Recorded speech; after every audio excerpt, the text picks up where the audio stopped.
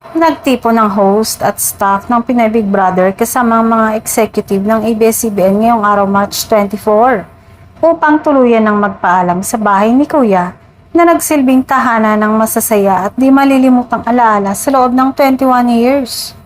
Sa loob ng mahigit 2 dekada, naging bahagi ng kasaysayan ng programa ang 11 regular seasons, 4 na celebrity editions, kabilang ng 2 collab editions, at 4 na teen editions na minahal at sinubaybayan ng mga manonood sa buong bansa.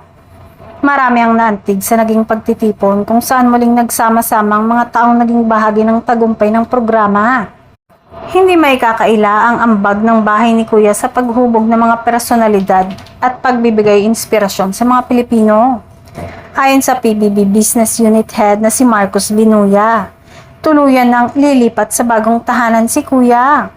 Isang simbolo ng panibagong simula para sa iconic reality show.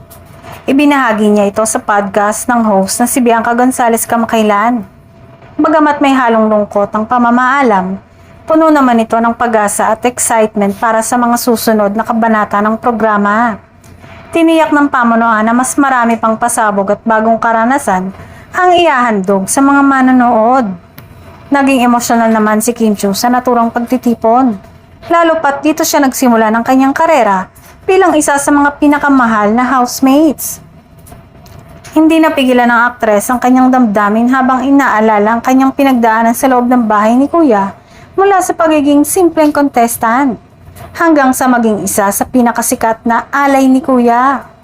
Para kay Kim, ang pamamaalam na ito ay hindi lamang pagtatapos kundi isang paalala ng kanyang pinagmulan at ng napakahalagang papel ng PBB sa kanyang buhay at tagumpay.